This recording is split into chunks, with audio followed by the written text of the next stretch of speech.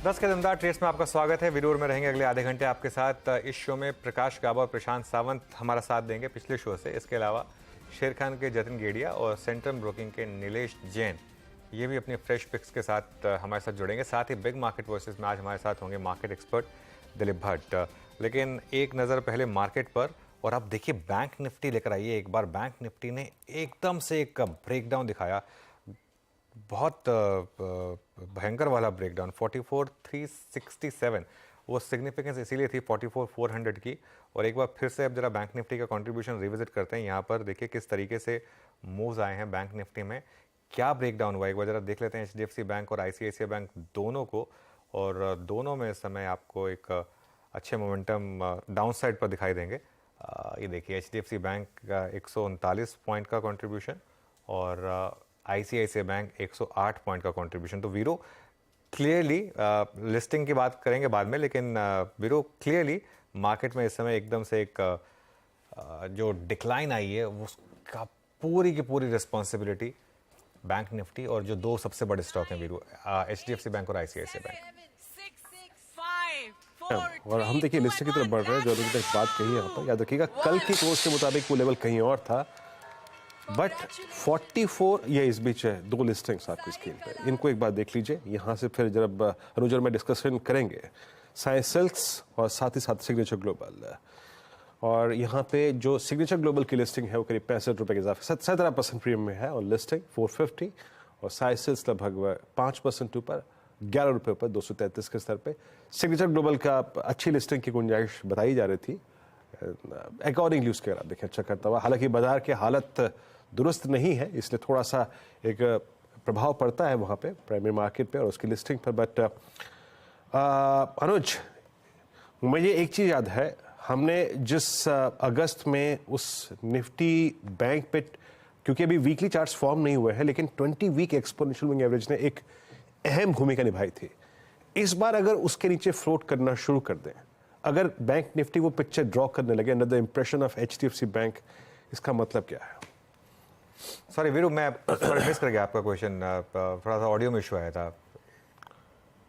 अनुज, ये जो प्रेशर आ रहा है under the leadership of HDFC bank, इस बार अगर किसी ने बेयर ग्रिप ली है HDFC बैंक पर बहुत स्ट्रॉन्ग, अब अगर ये निफ्टी बैंक इस तरीके से कोलैप्स हो रहा है, 5-5 मिनट के अंतराल में क्रिटिकल लेवल्स ब्रीच कर रहा है, इसका मैसेज क्या है और कहां तक का डाउनसाइड फॉर द टाइम में खुला है बैंक निफ्टी में? बिल्कुल वीरू, देखिए HDFC बैंक, अब वो लेवल्स हमको डिस्कस करने पड़ेंगे। आपको याद होगा एक महीने पहले जब हम वो वीकली चार्ट्स की बात कर रहे थे तो हमने कहा था कि वो लेवल्स एक बार के लिए तो डिस्कस ना करें तो बेटर है। लेकिन अगर आप अपने चार्ट्स को वीकली चार्ट्स में कन्वर्ट करें HDFC बैंक में, तो जो 200 वीक मूविंग एवरेज है वो करीब करीब 1420 के आसपास है। अब ये जो पिछले हफ्ते शुरू हुआ ना, जो डिलीवरी बेस्ड सेलिंग शुरू हुई थी, ट्यूसडे को छुट्टी थी वेडनेसडे से, और 3 दिन में करीब करीब 12,000 करोड़ की डिलीवरी बेस्ड सेलिंग हुई थी।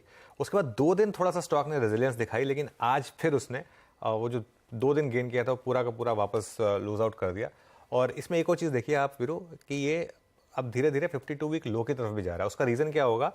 पुराना 52 वीक लो सितंबर एंड में था, पिछले साल के सितंबर एंड में, वहाँ से स्टॉक में थोड़ी रैली आई थी। तो अब इसका 52 वीक लो जो एग्जिस्टिंग है वो भी थोड़ा हायर आएगा। तो ये एक स्टॉक एक पॉसिबल है कि एक बार के लिए 52 वीक लो लगा दे। इसमें ट्रेडर्स दूर रहें इससे, ट्रेडर्स मतलब बाय साइड से, ट्रेडर्स को क्लियरली रिस्पेक्ट करें स्क्रीन को। लेकिन अगर आप इन्वेस्टर हैं तो मैं बार बार वही चीज़ रिपीट कर रहा हूँ, हिस्ट्री को जाकर पढ़ें कि हर बार HDFC बैंक ने जब इस तरीके का करेक्शन दिया है वो नॉर्मली एक बाइंग अपॉर्चुनिटी रही है। अब इस बार चीज़ें अलग होंगी या नहीं ये तो वक्त ही बताएगा, लेकिन मैं तो मार्केट में हमेशा मानता हूं कि नॉर्मली चीज़ें रिपीट होती हैं। मेरा ये मानना है कि ये चीज़ इस बार भी रिपीट होगी, लेकिन नियर टर्म में तो पेन है HDFC बैंक में, और अगर HDFC बैंक में पेन है तो ऑब्वियसली निफ्टी और निफ्टी बैंक दोनों में पेन है। जैम और HDFC बैंक मात्र कुछ क्षणों में, मतलब एक कंफर्ट जोन था 1520-30 सुबह मॉर्निंग लो था, एकाएक 1526 से लेकर 1518 तक का स्विंग, डाउन स्विंग इसमें आया। बैंक निफ्टी डे लो, फार्मा डिफेंसेस में आज अब तक का सबसे महत्वपूर्ण अलॉन्ग विद RECPFC स्टेबल एक जिसे कहते हैं ना स्पेस रहा है।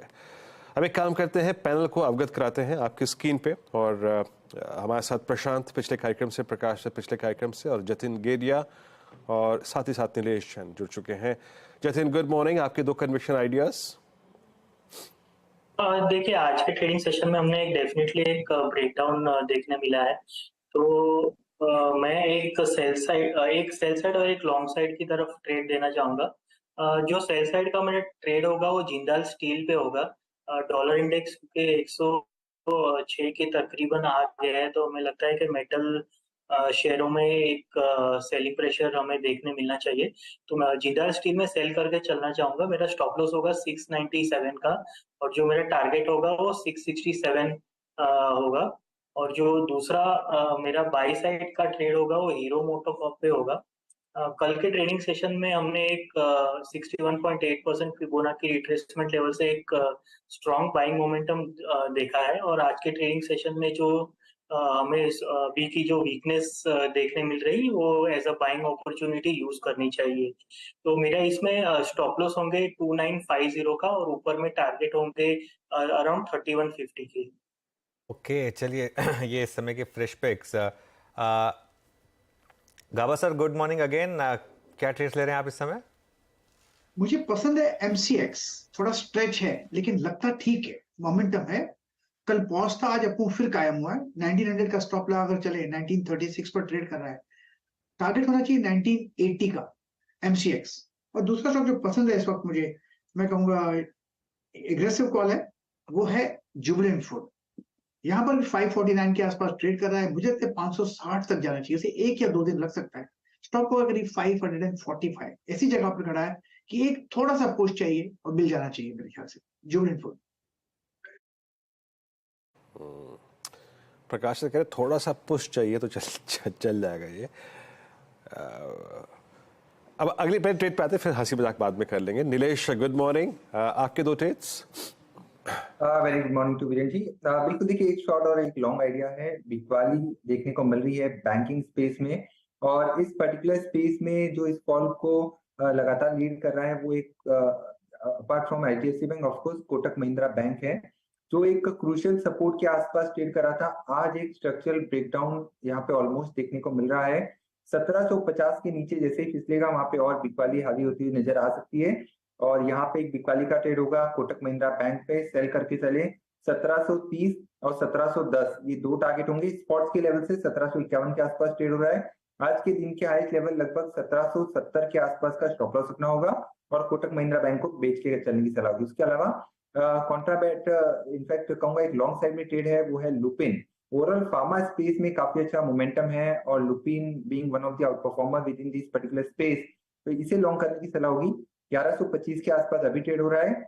1105 का स्टॉप लॉस होगा, 1150 और 1170 के 2 टारगेट्स हैं। ओके लुपिन यहाँ पर खैर सुबह से मोमेंटम है, और वीक मार्केट में भी ये स्टॉक आउट परफॉर्म कर रहा है। प्रशांत जी, आपकी ट्रेड?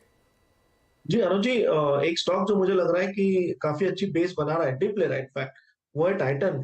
तो यहाँ पे मेरा स्टॉप लॉस होगा स्पॉट 3195, 3195। जो टारगेट मैं देख रहा हूँ वो स्ट्रेट 3400 का देख रहा हूँ, 3400। मुझे लग रहा है यहाँ पे एक अच्छी मूव आ सकती है अगले कुछ हफ्तों में। नेक्स्ट वीक मेरा होगा कैनफिनो। यहाँ पे मेरा स्टॉप लॉस, ये एक शॉर्ट टर्म सजेशन होगा, ये होगा स्टॉप लॉस 754। जो टारगेट मैं देख रहा हूँ वो होगा 795, 795 का। चलिए अब बैंक निफ्टी की एक बार बात कर लेते हैं। बैंक निफ्टी अब आ गया 44,250 पर, मतलब 44,400 के नीचे, जो कि मंडे का लो था। और साइन दिख रहे थे आज सुबह, अभी तो हमारी कमेंट्री में था ये कि बड़ी ट्रेड होगी अगर रिकवरी का फेलियर आए और उसमें आप फर्स्ट आवर हाई का स्टॉप लॉस लगाकर एक शॉर्ट ट्रेड लें, तो वो एक बेटर ट्रेड है।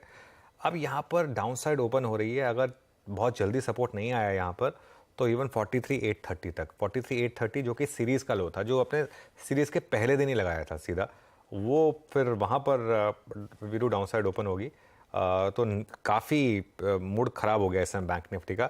और निफ्टी भी देखिए अब 19,567 पर एकदम काफ़ी तेज़ी से ये स्टॉक, ये इंडेक्स सॉरी नीचे आया। और मैं पुट ऑप्शंस देख रहा था कुछ निफ्टी के, बैंक निफ्टी के कल की एक्सपायरी वाले, और नॉर्मली ना ये अब मार्केट के लिए एक और फर्स्ट है, पहला ऐसा वेडनेसडे है जिसमें अब मतलब काफ़ी टाइम के बाद जिसमें एक्सपायरी नहीं है, क्योंकि कल थर्सडे, कल बैंक निफ्टी और निफ्टी दोनों की मंथली एक्सपायरी है। वैसे वीकली एक्सपायरी का साइकिल डिफरेंट है, वीकली एक्सपायरी बैंक निफ्टी की वेंसडे को होती है, निफ्टी की थर्सडे को होती है, लेकिन ये मंथली वाली है तो दोनों एक्सपायरी कल होंगी। और नॉर्मली जो D-1 डे होता है वो सबसे ज़्यादा ट्रेंडिंग डे होता है मार्केट के लिए। सारे के सारे एडजस्टमेंट D-1 डे पर ही हो जाते हैं, तो वो आज जो है ना, वो लग रहा है कि मार्केट उस तरीके का एडजस्टमेंट कर रहा है जिस तरीके से आज गिरावट आ रही है वीरू। जी हाँ, याद रखिएगा दोनों expiries, since it's a monthly contract expiry, दोनों एक्सपायरी जो है वो कल के लिए शेड्यूल्ड है। पता नहीं आज मुझसे कौन सुबह सुबह चैट में पूछ रहा था कि बैंक निफ्टी के लेवल क्या है एक्सपायरी के मद्देनजर। नहीं, एक्सपायरी कल है। अच्छा, कुछ काउंटर्स जो कि स्क्रीन पे और क्रैक हो रहे थे, उसमें एक बार आप लेके आइएगा वोल्टास एट डे लो, और बैंक्स में थोड़ा सा स्कैनिंग करते हैं जहां पेन बढ़ रहा है। Let's bring ICICI bank. मेरे स्क्रीन पे अभी भी कुछ आईसीआईसीआई बैंक के पुट्स जो है वो डे लो पर ट्रेड करते हुए। इट्स 936।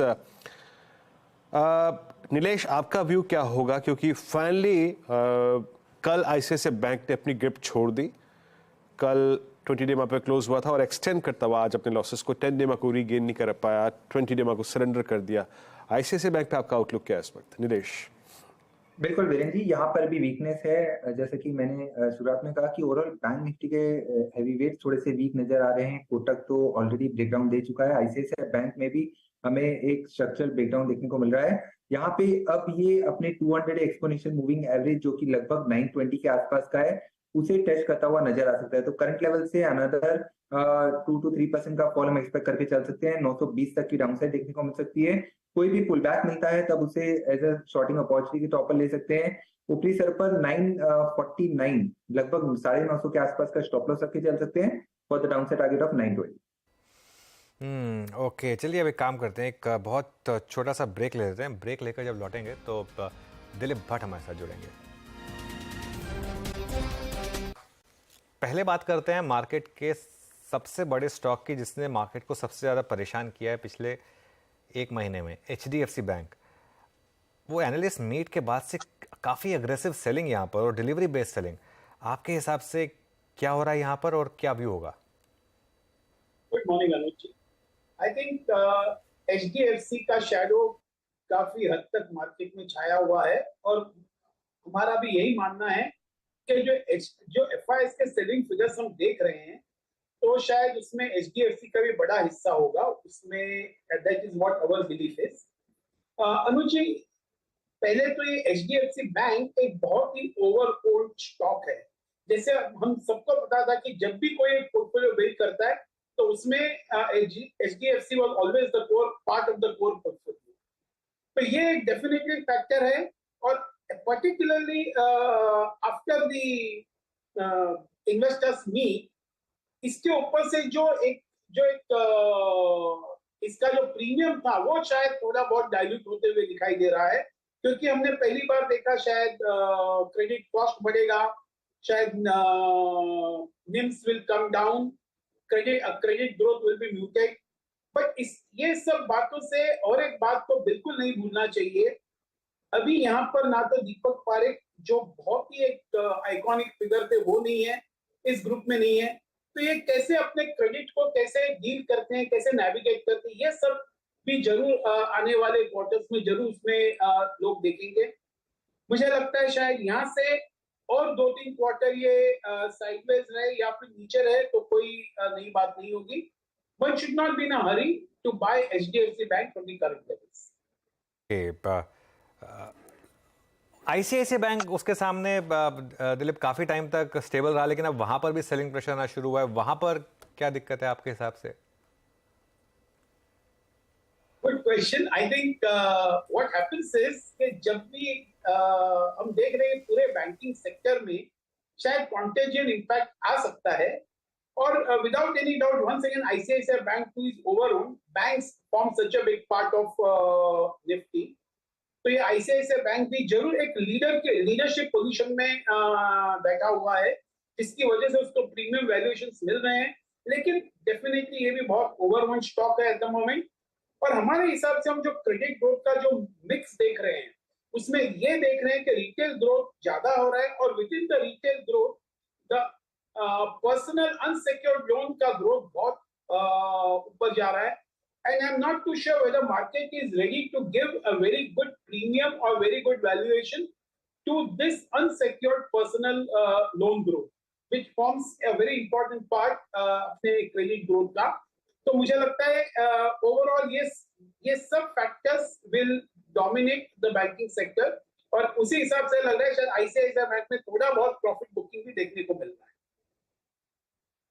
ओके, मैं सर दिलीप सर किसी और स्पेस पे आऊं उससे पहले एक प्रश्न और ही बैंक निफ्टी में और निकलता है। जब बैंक निफ्टी थोड़ा सा दिक्कत में है, ठीक इस रिट्रेसमेंट इस पेन से पहले पीएसयू बैंक्स ने बहुत बड़ा मूव दिया under leadership of specially mid cap PSU banks, bank of Baroda, Canara bank है। वहां पे भी अपने प्रॉफिट्स को अब कैश में कन्वर्ट करने की राय देंगे आप? वीरेंद्र जी जरूर, मुझे लगता है कि इनका अगर आप पिछले 6 महीनों का अगर आपने मूवमेंट देखा है तो बहुत ही अच्छा रहा है। और ये मुझे लगता है जनरली ये पैटर्न ही ऐसा होता है जब फ्रंट लाइन बैंक बहुत अच्छी तरह से मूव हो जाते हैं। फ्रंट लाइन एसबीआई मूव हो गया, लेकिन on a relative basis the mid cap PSU banks काफी हद तक अट्रैक्टिव लगने लगते हैं, और वहां पर ही काफी अच्छी बाइंग हो गई और अच्छा मूवमेंट भी आ गया। यहाँ से एक थोड़ा बहुत प्रॉफिट बुकिंग करना, पार्शियल प्रॉफिट बुकिंग करना जरूर बनता है। Looking at the overall scenario of the banking, looking at the overall scenario of markets, and even the economy, which is doing relatively well, but always यहाँ पर एक काफी challenging हम देख रहे हैं। तो मुझे लगता है सब फैक्टर को देखते हुए लगा है शायद थोड़ा बहुत प्रॉफिट बुकिंग इन दो PSU banks is necessary. Okay, अच्छा सर, आज के एक एक्सीडेंट के बारे में बात करते हैं दिलीप सर, वेदांता को लेकर। हालांकि जो मूडीज ने वेदांता रिसोर्सेज की रेटिंग घटाई है उसके बाद यहाँ भी इम्पैक्ट है, लेकिन यहाँ पे इश्यूज कुछ समय पहले से भी चलते आए हैं, और स्पेशली सरकार के बीच में और इनके बीच में जो तलखियां बढ़ी थी, जिस प्रकार से इन्होंने हैंडल किया हिंदुस्तान जिंक को, उसको लेकर आपका व्यू क्या बन रहा है इस वक्त वेदांता पे? अब बात यहाँ पे ऑयल एसेट्स भी हैं आपके पास, आप मेटल कंपनी भी हैं, प्लस ये जो इशू मैंने अभी काउंट करवाया, आपका व्यू वेदांता पे क्या है इस वक्त? जरूर वेदांता के ऊपर एक डेट का बड़ा शैडो है, इसमें कोई दो राह नहीं है, और they are also facing enough challenges how to meet the obligations, और मूडी शायद उस बात को भी बहुत अच्छी तरह से रिफ्लेक्ट कर रहा है, मूडी का रेटिंग। लेकिन अगर हम देखें कि एक बिजनेस हाउस की तरह, एक बिजनेस हाउस के अंदाज से देखें, he is a very smart businessman, he knows how to navigate all these problems। शायद यहाँ पर एक अपसाइड फैक्टर ये हो सकता है, शायद वो थोड़े बहुत एसेट्स अपने बेचे या वो कुछ डीमर्ज करे जिसमें फ्रेश कैपिटल लेके आए। I think all those external factors जरूर वो एग्जामिन हो जाएंगे, और मुझे लगता है one of those things will play out which will help give Vedanta a good push. अब तक तो वेदांता में one of the main reasons everybody was buying because of the good dividend that they were giving, लेकिन अभी यहाँ से जो dividend का भी जो क्वेश्चन मार्क आ गया है, तो उस हिसाब से लोगों ने वेदांता को भी जरा एक होल्ड मोड पे डाल दिया है। लेकिन some of this factors will help Vedanta, जो जैसे कि मैंने कहा कोई डीमर्जर करेंगे, कोई एसेट सेल करेंगे, तो यहाँ से on risk return basis risk जरा लिमिटेड है, शायद some of this factors if they play out उसको बहुत अच्छी तरह से एक मूवमेंट भी दे सकते। ओके, लार्ज कैप आईटी में दिलीप अब क्या व्यू बन रहा है आपका? यहाँ पर एक अच्छी रैली हुई है, टीसीएस, इन्फोसिस, टेक महिंद्रा सभी स्टॉक्स में। यहाँ प्रॉफिट बुक किया जाए या कैरी किया जाए?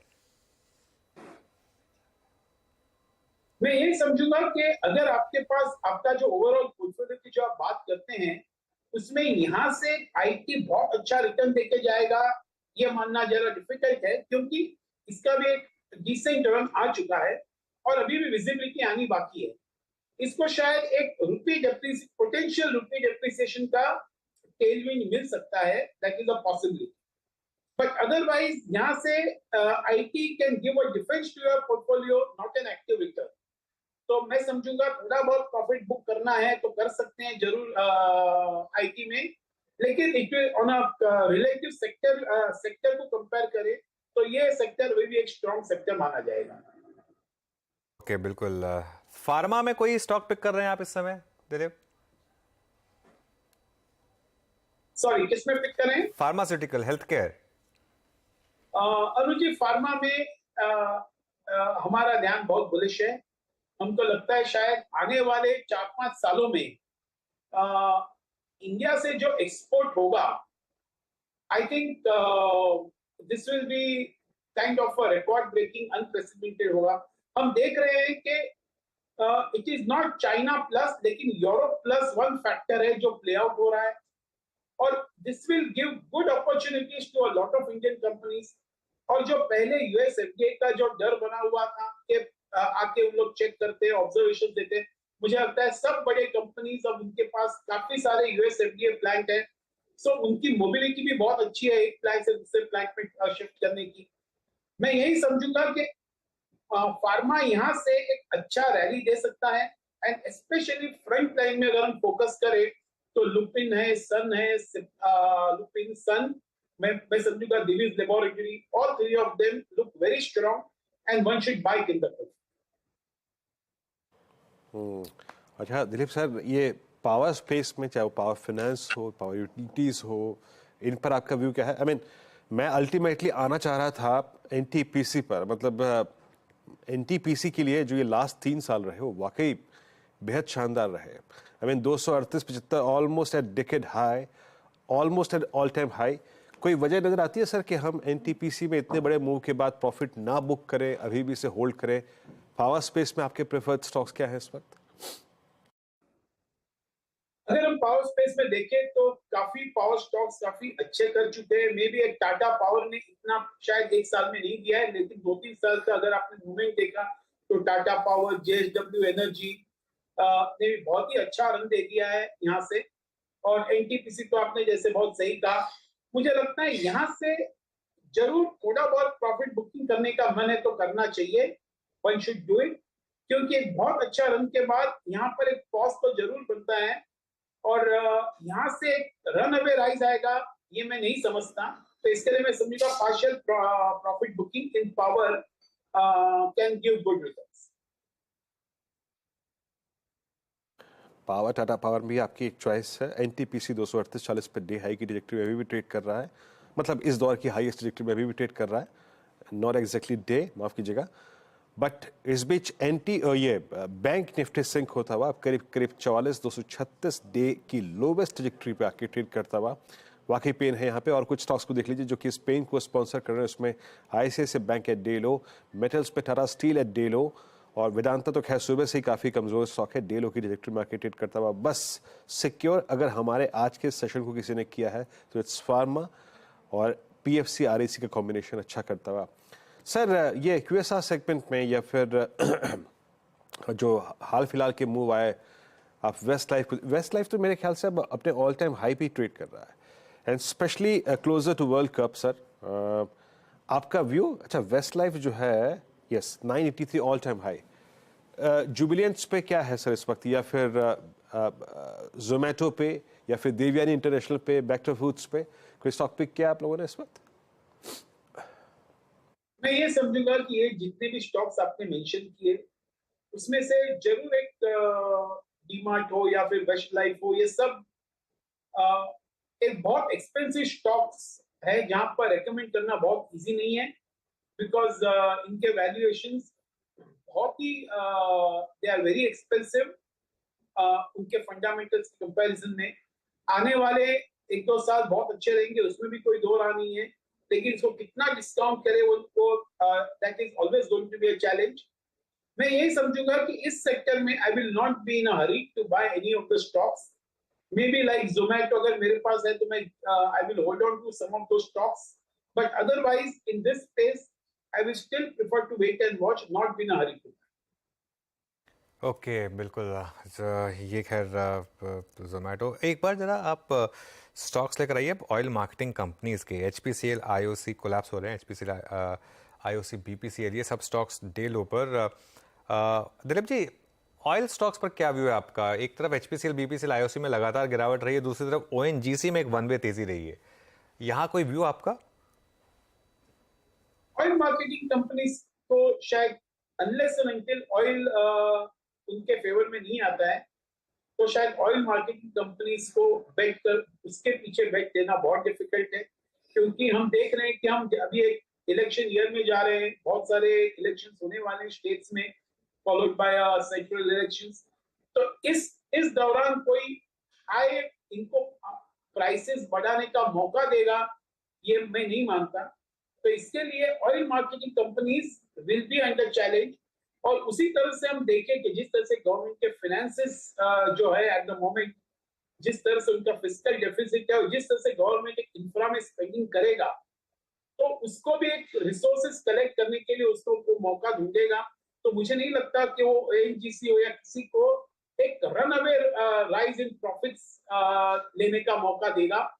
तो वहां पर भी एक उनका शैडो रहेगा। मुझे लगता है ये oil space at best can be played on a momentum basis, जो मुझे सजेस्ट करना बहुत डिफिकल्ट लगता है। मुझे लगता है जो समझते हैं वो कर सकते हैं, लेकिन यहाँ से इनको खेलना बहुत चैलेंजिंग होगा। ओके दिलीप जी, बहुत बहुत शुक्रिया आप इस कार्यक्रम में शामिल हुए। आज सभी सेक्टर्स पे, स्टॉक्स पे अपना आउटलुक रखा आपने, बहुत बहुत शुक्रिया सर। और इंडेक्स पे आते हैं एक बार फिर से लौट के, इट्स 19563, 44227। अनुज, लग रहा है ये एक्सपायरी -1 वेडनेसडे एक ट्रेंडिंग डे साबित हो रहा है। जो नियरेस्ट पुट राइटर्स जोन थे, अब तो एटलीस्ट 19,600 उसके नीचे हम ट्रेड करते हुए और 44,500 उसके नीचे हम डिसाइसिवली ट्रेड करते हुए। अनुज बिल्कुल वीरू, और जो हमने सुबह भी एक बात की थी कि नॉर्मली वेडनेसडे जो है वो ट्रेंडिंग डे होता है, और आज एक साइन दिख रहे हैं अब यहाँ पर कि अब ये एक ट्रेंड डे रहेगा और काफ़ी वीकनेस है। और ब्रॉडर मार्केट अभी भी थोड़ा सा अपने अलग मूड में है। मेरे ख्याल से अगर निफ्टी की थोड़ी और पिटाई होगी तो ये जो ब्रॉडर मार्केट की ब्रावाडो दिख रही है आपको, ये भी शायद थोड़ी सी सॉफ्ट होगी। हालांकि एक बार जरा आप निफ्टी आईटी इंडेक्स लेकर आइए, एक बार निफ्टी आईटी इंडेक्स लेकर आइए, और उसके बाद मैं आपको 3-4 इंडिविजुअल स्टॉक्स दिखाऊंगा। ये देखिए वीरू, निफ्टी आईटी अब डे हाई पर आ रहा है। जो हमने सुबह बात की थी ना कि मैं निफ्टी आईटी पर नर्वस नहीं हूँ, मैं बैंक निफ्टी पर नर्वस हूँ, और निफ्टी आईटी में तो लोअर लेवल से शायद रिकवरी आ भी जाएगी। और अब आप देखिए बिरला सॉफ्ट, टेक महिंद्रा और परसिस्टेंट सिस्टम्स, कोफोज, सारे के सारे आईटी स्टॉक्स जो हैं अब इस समय डे हाई पर आकर बैठ गए। तो ये एक स्पेस है जो मार्केट के लिए अभी भी थोड़ा सा शायद प्रॉफिटेबल है लॉन्ग साइड पर, लेकिन मार्केट में टेक्सचर काफ़ी वीक है। ट्रेडर्स हॉटलाइन की